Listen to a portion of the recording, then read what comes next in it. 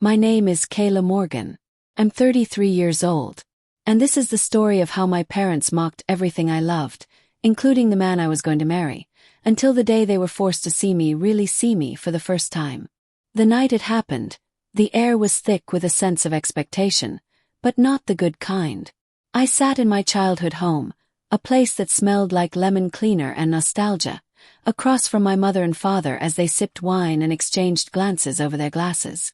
I had driven 2 hours from Chicago just to be there for my cousin's engagement announcement, thinking maybe, just maybe, this time things would be different. Maybe they would smile genuinely, ask real questions about my life, maybe even be happy for me. I should have known better. So, my mother said, swirling her glass as if it might make the next words more palatable, do you have anyone special coming to the party tomorrow, Kayla? I smiled, my heart skipping a little. Actually, yes. My fiancé, Logan. He's flying in from Singapore tonight. He's an aviation consultant and splits his time between Singapore and Dubai. For half a second there was silence. Hope bloomed, fragile, trembling inside my chest. Maybe they'd be excited. Maybe they'd finally. My dad let out a low chuckle, exchanging a knowing glance with my mom. Oh, another imaginary boyfriend, huh? I blinked, not sure I heard him correctly. Excuse me. Come on, Kayla, my mother said, setting her glass down with a sharp clink. You expect us to believe that some international businessman is flying across the world for you? No photos, no videos, no FaceTimes we've seen. It's okay. We understand. It's hard to admit when you're alone at your age. The words sliced through me, sharper than any blade. I opened my phone with trembling hands, scrolling furiously to find a photo of Logan and me at Marina Bay in Singapore, our smiles wide, the skyline glittering behind us. I shoved the screen toward them. My mother peered at it for less than 2 seconds before pushing it back toward me with a sigh that felt like a door slamming shut. Photoshop is very advanced these days.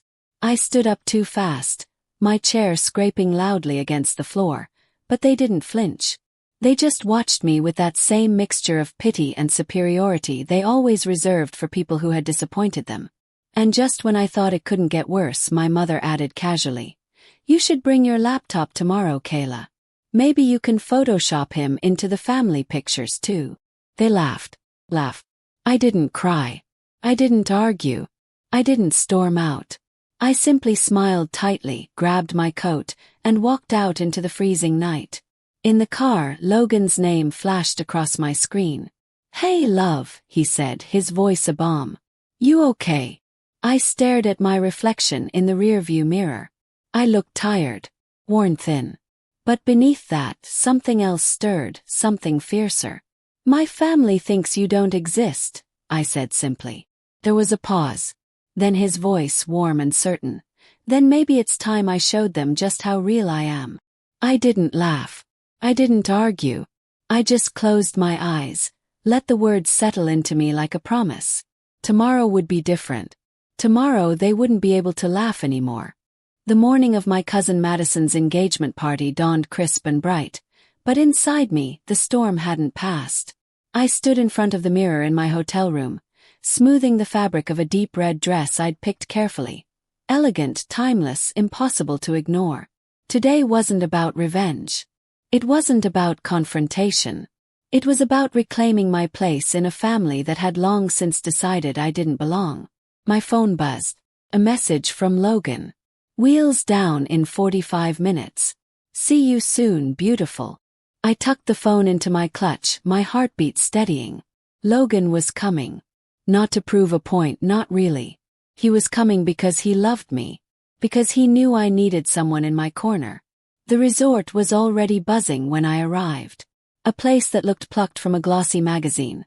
Silk-draped tables, champagne fountains, even a small jazz band playing softly under a white pergola. My mother spotted me instantly and made a beeline, wearing a smile that didn't quite reach her eyes. "Well," she said, giving me a once-over, "at least you look nice. Maybe you'll catch someone's eye today." I bit the inside of my cheek. "I'm not here to catch anyone, Mom."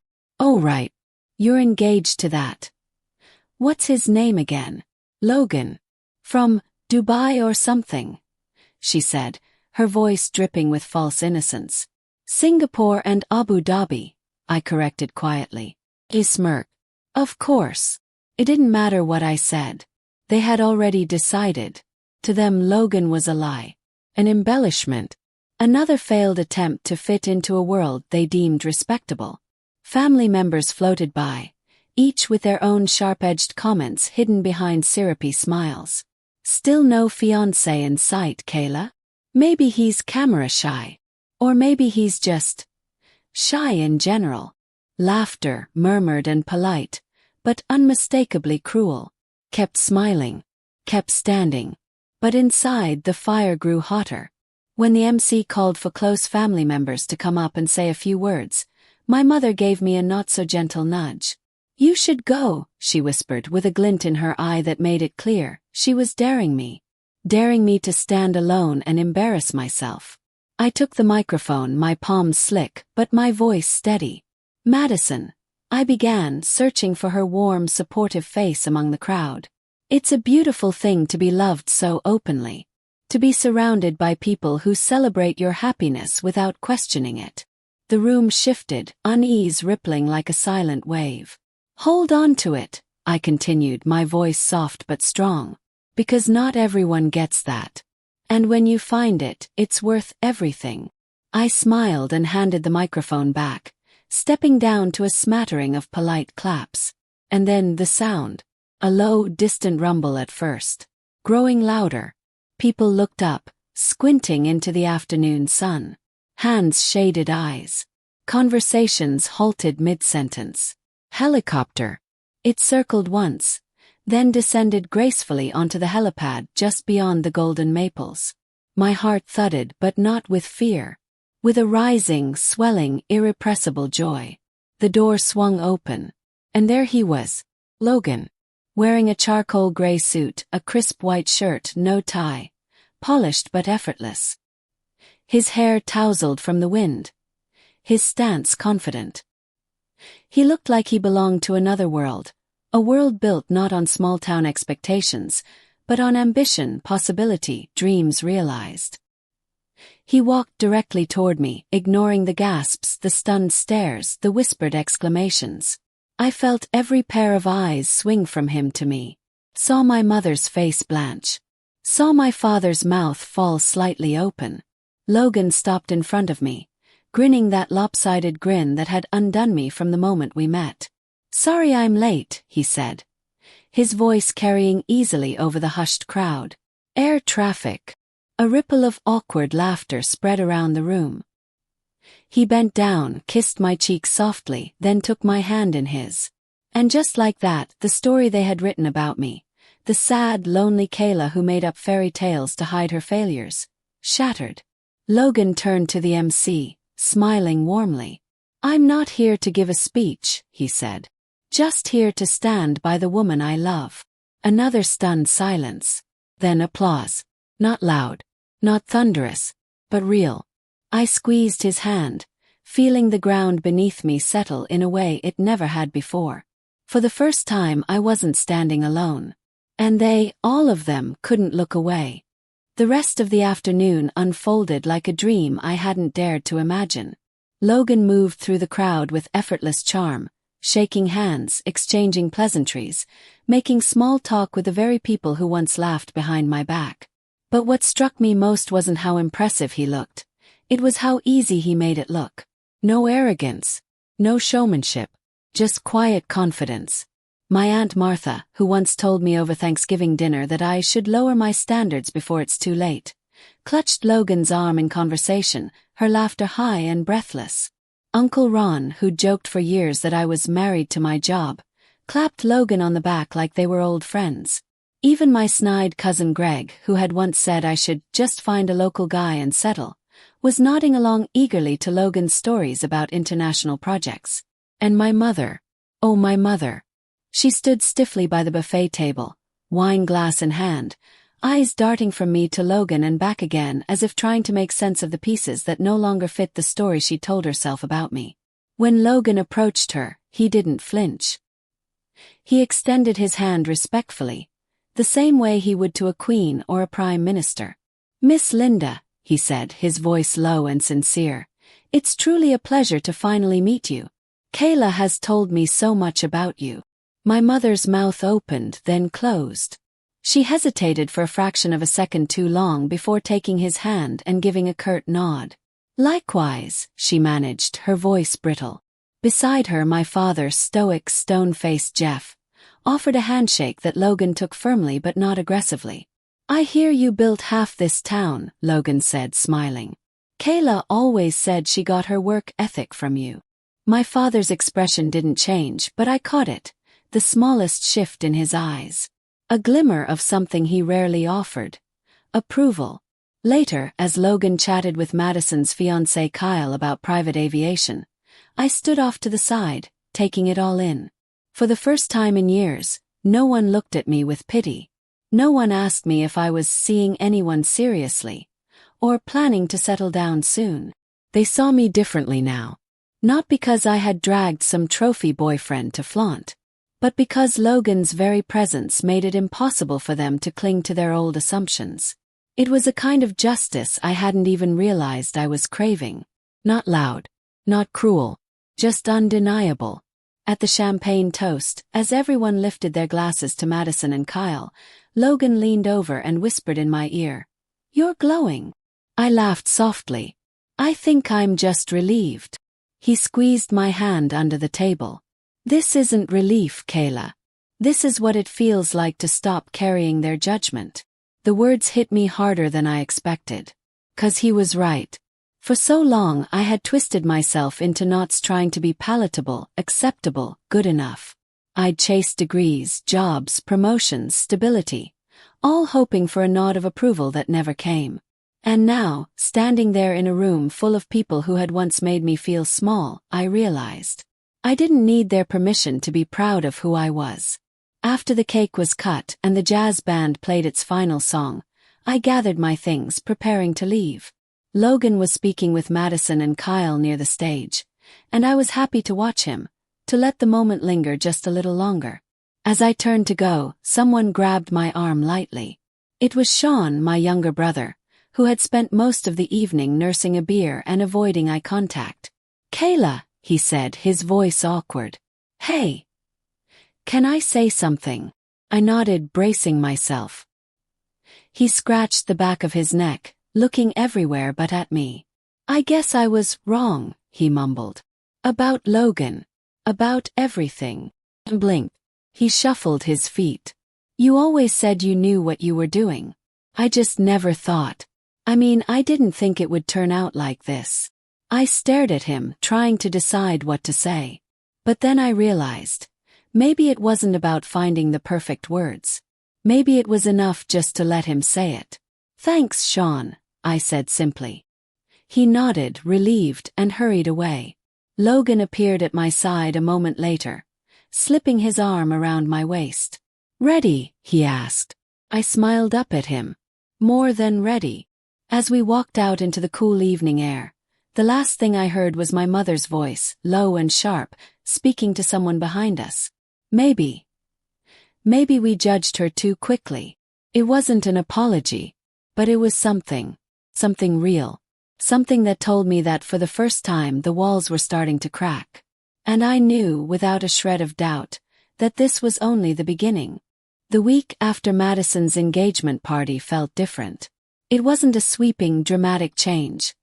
No one flooded my phone with apologies or invitations. But there was a shift, a subtle tremor beneath everything, like a fault line just beginning to move after years of stillness. Aunt Martha sent me a Facebook friend request. Her profile suddenly filled with posts about supporting women's independence. Uncle Ron forwarded me an article about entrepreneurs under 40, highlighting someone who bore a suspicious resemblance to me.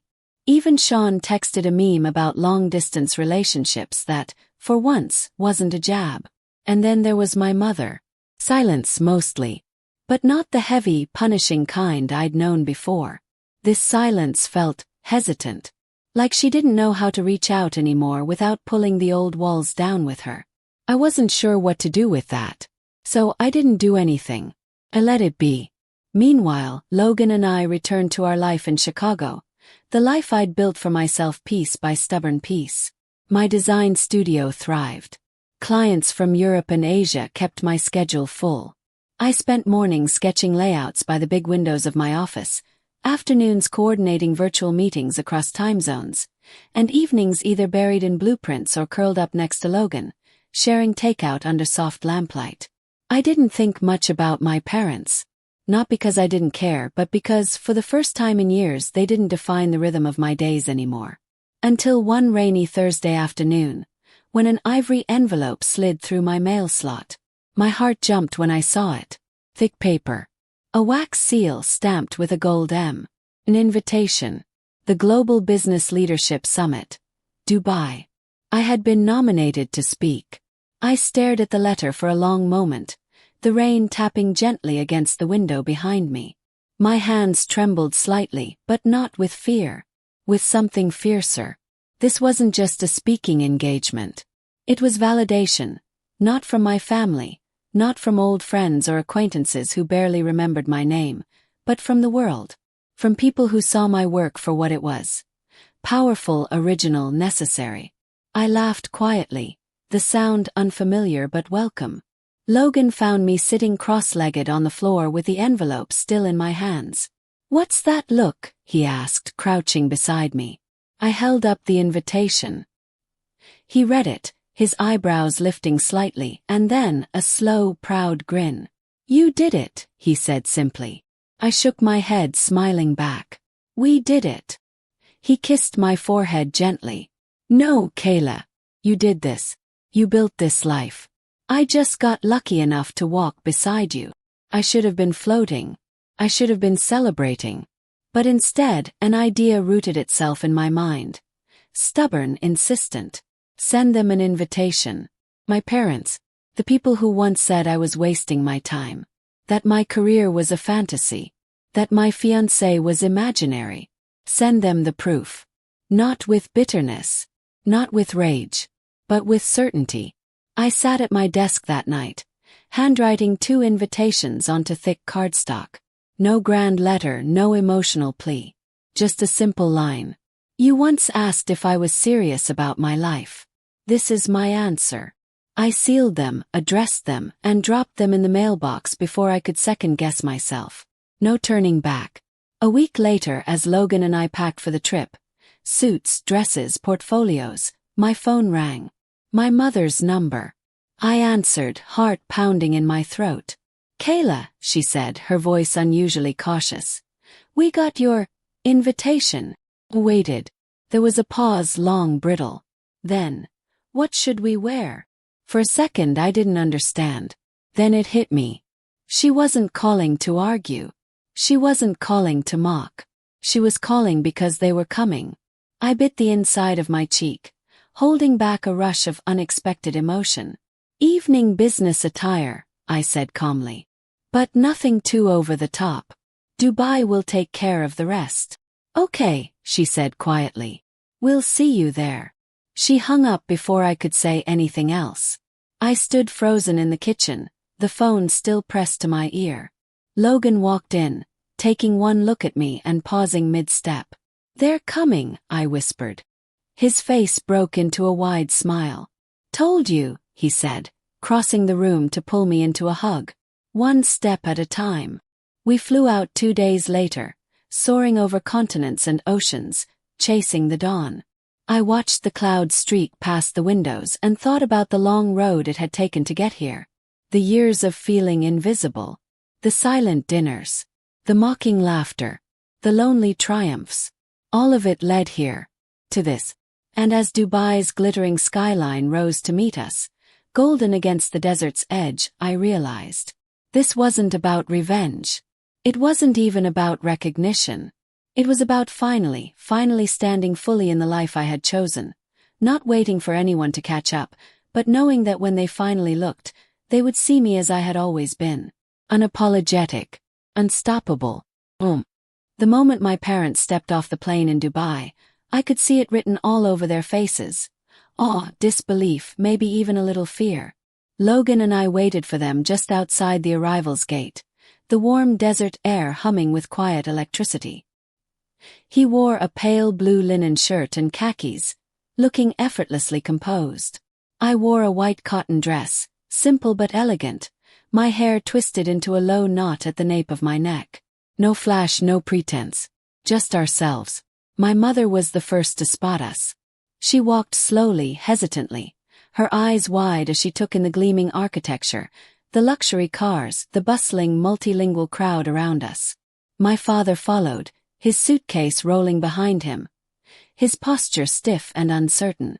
They looked small, not in stature, in spirit, as if the life they had spent so long dismissing had suddenly grown too large to ignore.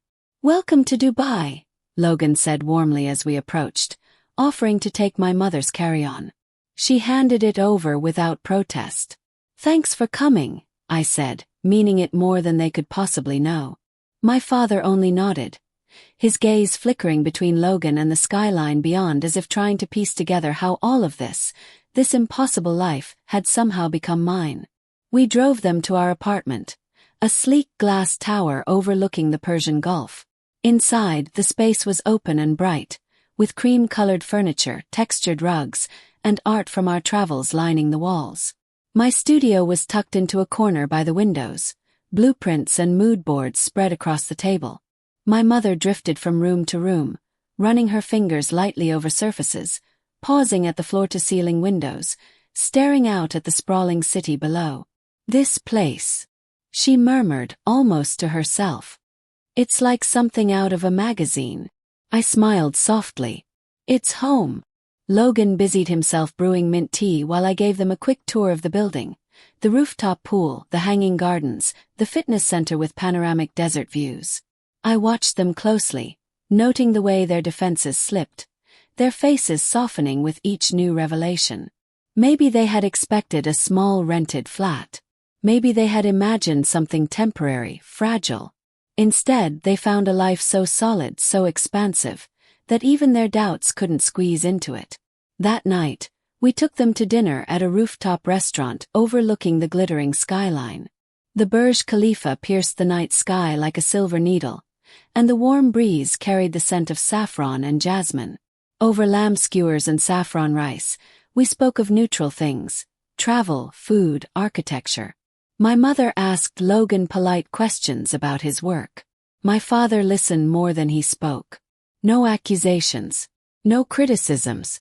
And though the silence between us was still tentative, it no longer felt hostile.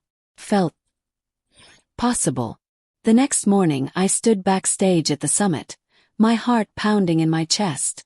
The hall was massive, filled with rows of white leather chairs, shimmering chandeliers overhead, and a sleek black stage bearing the gold-embossed summit logo. Attendees were already filtering in. CEOs, investors, journalists, murmuring quietly as they found their seats. I smoothed my cream suit one last time, checked my notes, and closed my eyes for a brief second, centering myself. "You're ready," Logan whispered from beside me. I opened my eyes, found his gaze steady and sure, and nodded. And then it was time. I walked onto the stage, the bright lights momentarily blinding, the hush of the room washing over me like a tide. I started not with statistics or accolades, but with a story. My story. Of being doubted, dismissed, laughed at. Of choosing passion over approval, resilience over resentment. I spoke about the lonely nights, the unpaid internships, the slow, grueling climb from obscurity to success. And then the triumphs. The projects that had spanned continents. The design studio that bore my name. The life I had built not in spite of the doubt but because of it. I didn't mention my family by name. But when I said, sometimes the people who love you the most are the last to believe you, I knew they would understand. From the corner of my eye, I saw them sitting there in the front row. My mother dabbing at her eyes with a tissue. My father sitting perfectly still, his hands clasped so tightly they turned white. Logan sat between them, his presence a quiet, reassuring anchor. When I finished, the applause rose like a wave. Not polite, not obligatory, but real. I stepped down into a sea of handshakes and congratulations, people pressing business cards into my palm, asking about collaborations, future projects. But the only approval I truly cared about stood quietly at the edge of the crowd, waiting. My mother reached me first. She didn't say anything.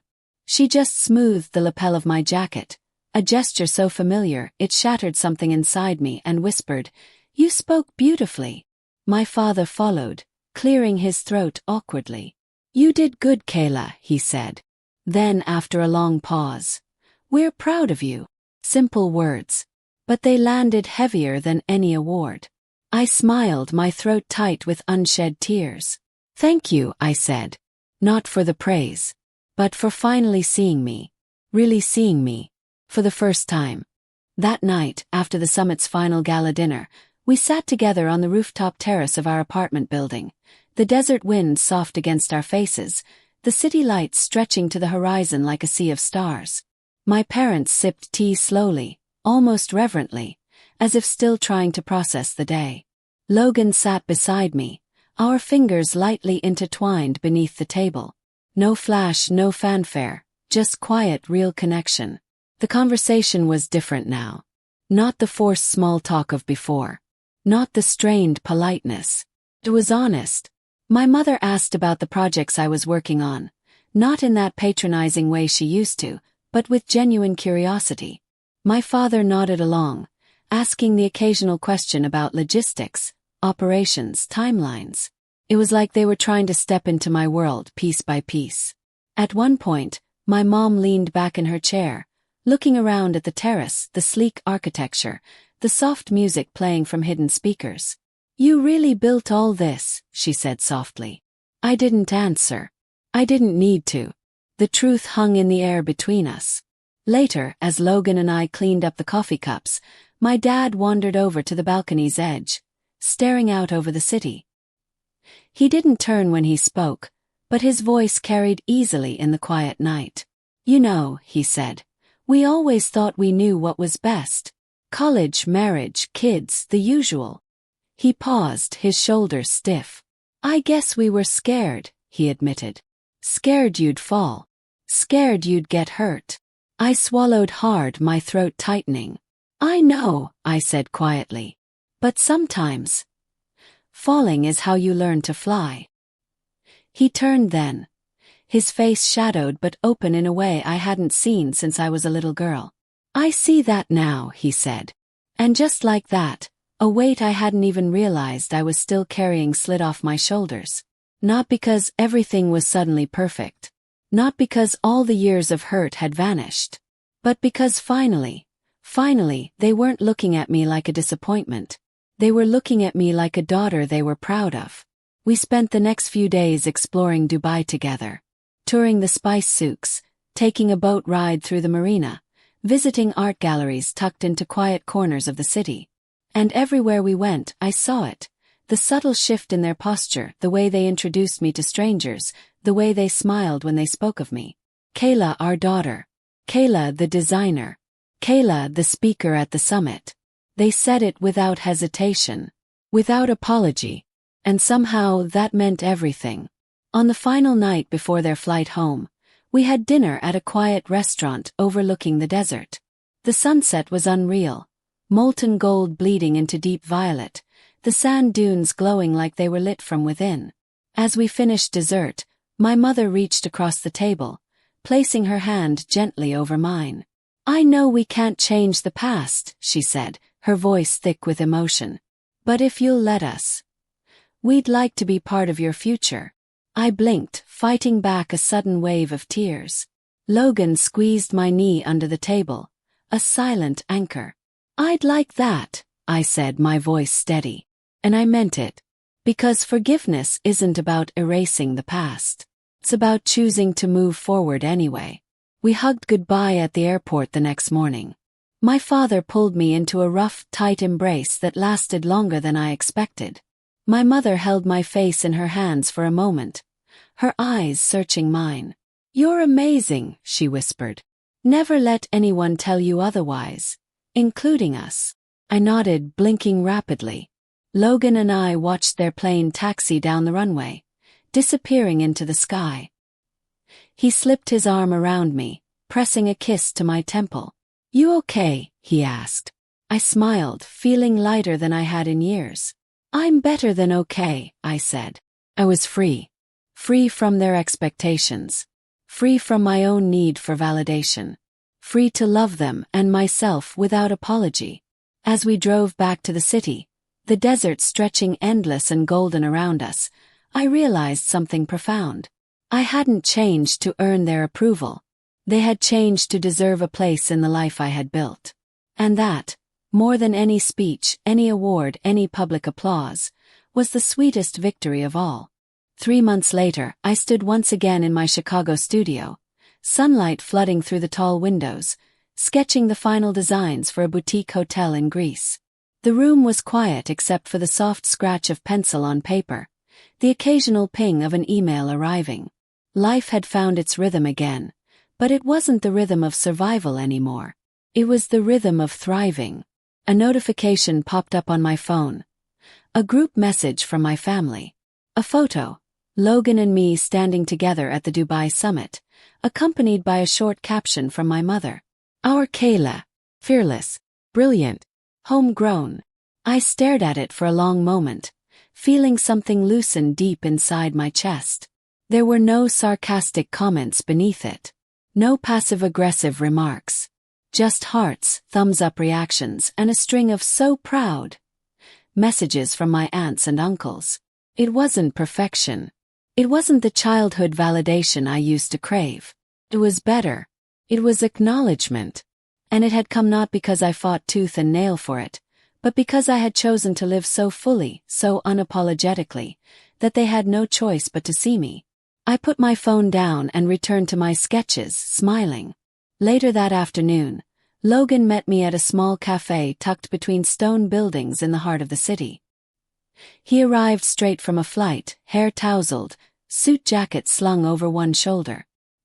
He looked at me the way he always did, like I was something precious, not in spite of my scars but because of them. "You look happy," he said as he sat down. "I am," I said simply. He smiled, reached across the table and took my hand. We talked about everything and nothing. New projects, weekend plans, the possibility of adopting a dog. The future no longer felt like something I had to prove myself worthy of. It felt like something waiting patiently for me to claim it.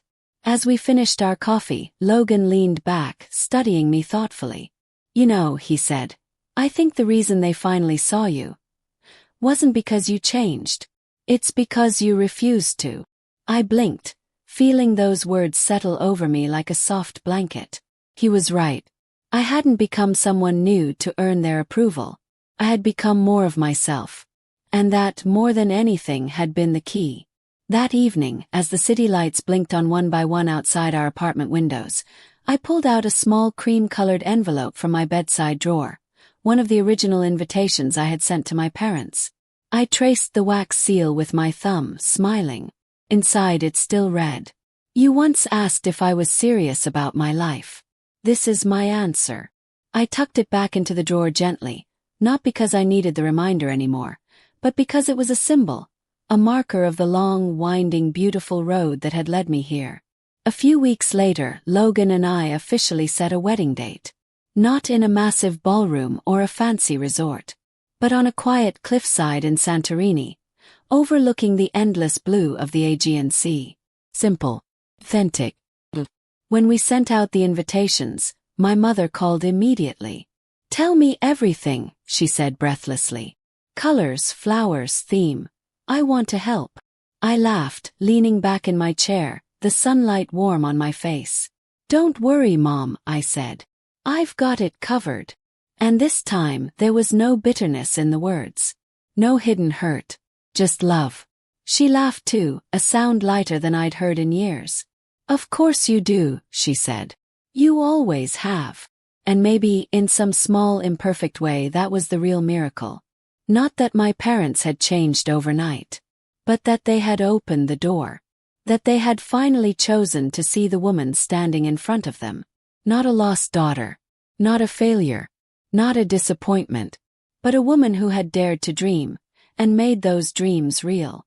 A woman who had chosen herself. And 1. As Logan wrapped his arms around me later that night, I thought about all the years I'd spent wishing for approval, longing for validation. And I realized I didn't need it anymore, because I had already given it to myself. The only approval that ever truly mattered. The approval to be exactly who I was, without apology, without shame. And that freedom was more valuable than anything else. As I drifted to sleep, the last thing I felt was gratitude. Not for the easy path, but for the hard one. Not for the perfect family, but for the imperfect love that had finally, stubbornly, beautifully found its way to me. Because sometimes, the sweetest revenge isn't proving them wrong. It's becoming so undeniable that they have no choice but to stand, to clap, to be proud. Even if it took them a little too long to see what had been shining in front of them all along. Kayla's story reminds us that success isn't about forcing others to believe in you. It's about believing in yourself so fiercely that, eventually, the world has no choice but to notice. Sometimes the sweetest form of revenge is simply living so fully that your existence becomes its own undeniable triumph. If Kayla's journey inspired you, share your thoughts in the comments below. Don't forget to subscribe to Revenge Echoes for more powerful stories of resilience, redemption, and unforgettable victories.